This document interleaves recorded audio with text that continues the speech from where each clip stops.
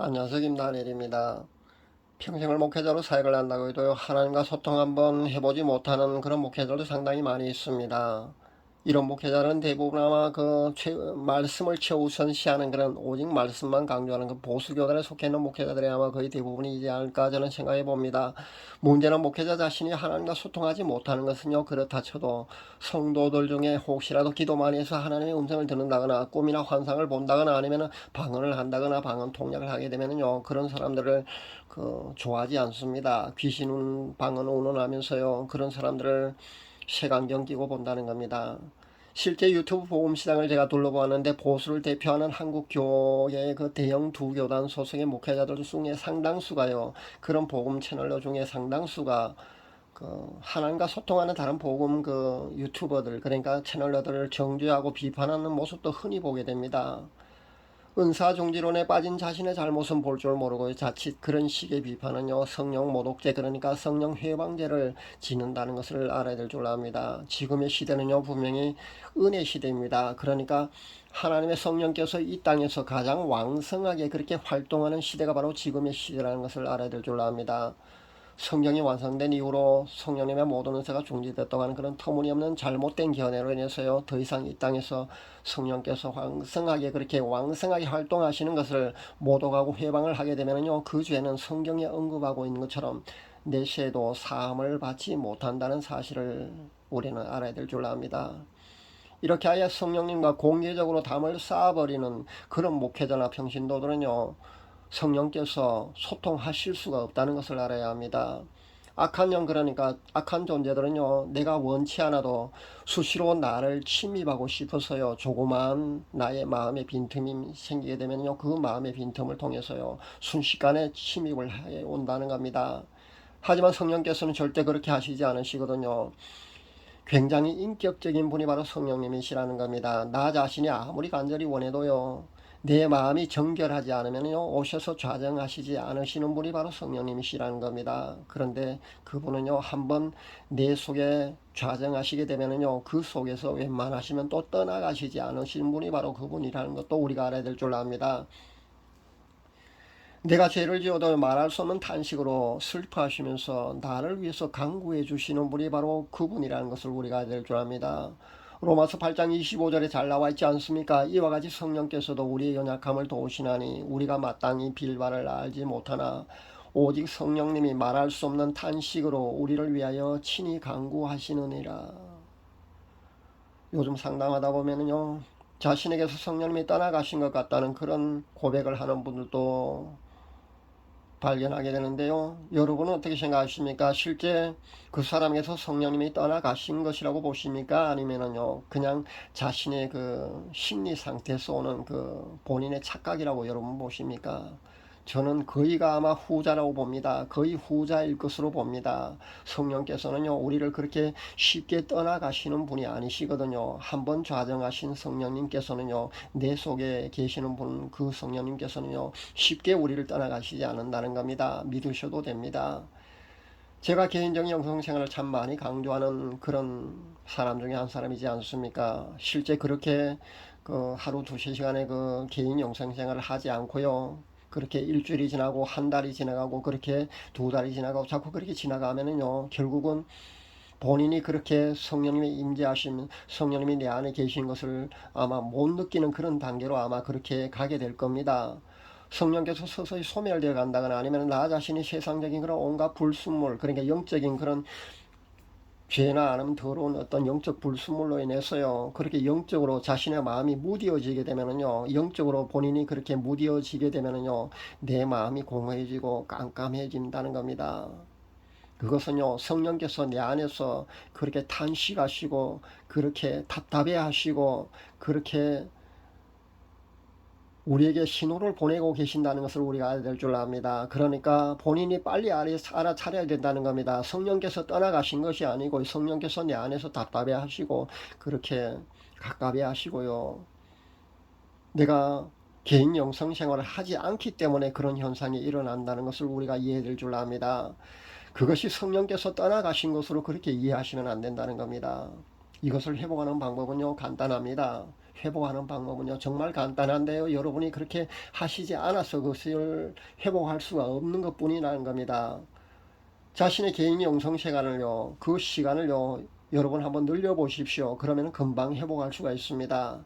가장 쉽게 접근할 수 있는 방법으로 제가 찬양이라고 그렇게 말씀드렸지 않습니까? 왜냐하면 제가 그렇게 찬양으로 접근해서 회개하면서 그렇게 제가 영성을 회복한 적이 있기 때문에 그렇게 말씀드리는 겁니다. 실제 회개가 안 된다는 것도 똑같습니다. 마음이 강팍해지는 단계, 최악의 상태에 가 있으면요 회개가 되지 않습니다. 사탄은요 진정한 회개를 하게 되면요 구원함을 받지 않습니까? 그래서 필사적으로 그 사람을 지옥으로 끌고 가기 위해서 회개를 못하게 막고 있는 겁니다. 그렇기 때문에요 그런 사람일수록요 예전에 하나님과 이거 첫사랑 말입니다. 사랑하는 주님과의 첫사랑을 회복해야 된다는 겁니다. 반드시 그렇게 회복하지 않으면요 여러분은 지옥에 갈 수밖에 없거든요. 그렇기 때문에 회개를 해야 합니다. 하나님 앞에 무릎 꿇고요 엎드려야 합니다. 그렇게 회복하지 않으면요 여러분의 마지막은요 뻔하다는 겁니다. 찬양으로 한번 접근해 볼 수 있기를 바랍니다. 가장 좋은 방법이 될 수가 아마 있을 줄로 압니다. 영적 지수가 높을 때는요 보혈 찬양이나 회개 찬양 한 곡만 불러도요 눈물이 쏟아지고 그렇게 잃어버린 영성을 되찾을 수도 아마 있을 줄로 압니다. 그런데 영적 지수가 낮아져 있을수록요 더 많은 시간이 아마 필요할 겁니다. 개인에 따라서는요 1시간이 필요할 수도 있고요 하루를 철회하며 회개하고 찬양하며 기도를 아마 해야 회복되는 경우도 아마 있을 줄로 압니다. 더 많이 다운되어 있는 경우는요 일주일 필요할 수도 있고요 아니면 한 달간의 기간이 필요할 수도 아마 있을 줄로 압니다. 그렇게 반드시 회복하실 수 있기를 바랍니다. 누구나 항상 자신의 영적 지수를요 그렇게 95 이상으로 그렇게 유지하지는 못합니다. 그렇게 유지하려면요 최소 하루 2-3시간의 그 개인 영성 생활을, 그러니까 경건 생활이 반드시 필요합니다. 근데 실제 그렇게 하는 성도가 과연 얼마나 되겠습니까? 목회자라고 해도요 하루 1시간의 기도도 못하는 사람이 거의 대부분이지 않습니까? 그렇다 보면요 그것이 반복되고 오래가 지속되다 보면요 그렇게 영적인 공허함, 그런 깜깜함을 느낄 수밖에 없다는 겁니다. 제가 늘 그렇게 강조하지 않습니까? 신앙이 하루 단위라고요. 여러분도 아마 기억하고 있을 줄 압니다. 제가 신앙이 하루 단위라고 제가 늘 그렇게 말씀드리지 않습니까? 오늘 3시간 내가 찬양하고 기도하며 회개하고 말씀을 묵상했다고 해도요 내일 또 그렇게 해야 된다는 겁니다. 그렇게 하지 않고요 자꾸 빠뜨리면요 개인 영성생활을 게을리하게 되면요 자신의 영적 지수가 그렇게 자꾸 다운되고요 결국 공허함, 그런 깜깜함, 그런 절망감, 성령님이 꼭 떠나신 것 같은 그런 절망감에 휩싸일 수밖에 없다는 겁니다. 하루 2-3시간 이상의 그 개인 영생 생활을 반드시 해야만요 영적 지수를, 자신의 영적 지수를 95 이상으로 유지할 수 있다는 점도 반드시 잊지 마시기를 바랍니다. 그렇게 하지 않으면요 서서히 자신 안에 영적 지수가 그렇게 다운돼 가거든요. 그러다 보면요 급기야 깜깜해지는 겁니다. 절망감이 휩싸일 수밖에 없을 겁니다. 공허해집니다. 성령께서 더 이상 내 안에 안 계신 것처럼 그렇게 느껴질 수도 있을 겁니다. 그런 최악의 상태까지도 아마 갈 수 있을 겁니다.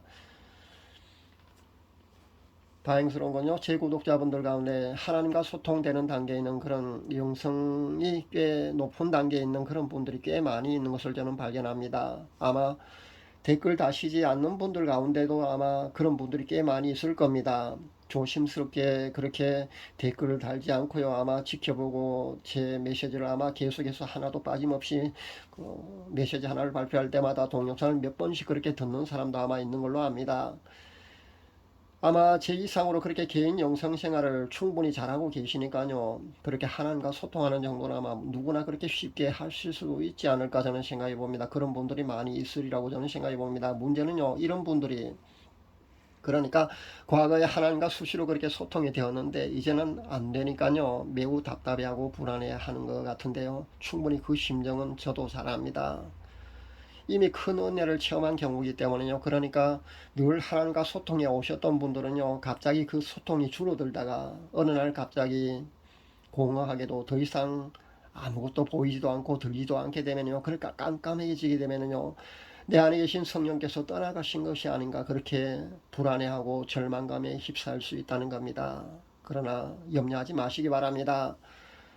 제가 분명히 회복하는 방법을 알려드렸으니까요. 반드시 그렇게 회복하실 수 있기를 바랍니다. 성령께서는요, 그렇게 쉽게 우리를 떠나가시지 않는다는 사실을 다시 한번 강조해 드립니다. 아마 7년 환란 그 기간에도 성령께서는 우리를 떠나시지 않고 아마 우리를 보호해 주시고 함께 하시지 않을까 저는 생각해 봅니다.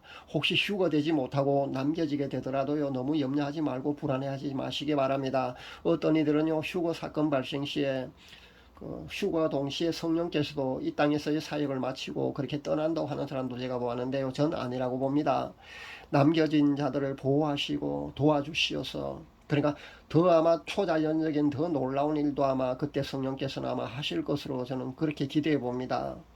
7년 환란 기간 중에도요, 후 3년 반 그 기간에는요, 특히 남겨진 소수의 성도들에게 성령께서는 아마 사도행전적인 그런 놀라운 아마 초자연전 이적과 기사를 아마 행하실 줄 압니다. 그렇게 남겨진 자를 도와주시고 아마 함께 해주실 것으로 저는 그렇게 기대해 봅니다. 그러니까 자신에게서 성령님이 더 이상 안 느껴진다고, 깜깜하게 느껴진다고, 더 이상 소통이 안 된다고 해서 성령님이 떠나가신 것이 아닌가, 그렇게 너무 불안해한 그런 분들에게 제가 다시 한번 권면드립니다. 성령님께서는요, 그렇게 쉽게 우리를 떠나가시지 않는다는 겁니다. 믿으시기 바랍니다. 자신의 영성지수를 높이게 되면요, 그 문제는 그냥 간단히 해결됩니다. 자신의 영성지수를, 영적지수를 반드시 높이십시오. 그러면 해결됩니다. 이것저것 너무 많은 채널에 들어가서요, 시간을 낭비하지 마시길 다시 한번 당부드립니다. 말씀과 기도와 찬양으로 개인 영성 생활에 더 많은 시간을 그렇게 할애해 볼 수 있기를 바랍니다. 그리고 깊은 성화로 반드시 들어가실 수 있기를 바랍니다. 타인의 체험이나 감정은요, 결국 신앙의 그 도전과 일시적인 자극은 될 수 있을지 몰라도요, 자신의 영성지수, 그러니까 영적 지수를 높여주지는 못한다는 겁니다. 그럴 시간에 자신의 그 영성 생활에 더 많은 시간을 투자해 볼 수 있기를 바랍니다. 그리고 집중할 수 있기를 권면드립니다. 그러면은요, 여러분도 반드시 예전의 그 첫사랑을 회복하실 수가 있을 겁니다. 성령님과 소통이 아마 되실 수 있을 겁니다. 그리고 성령의 임재하심을 다시 한번 느끼게 될 겁니다. 그리고 예전에 그 95 이상으로 유지하는 그 영적 지수 말입니다. 그 영적 지수를 반드시 회복하실 수가 있을 줄 압니다. 꼭 그렇게 되실 수 있기를 바랍니다. 감사합니다.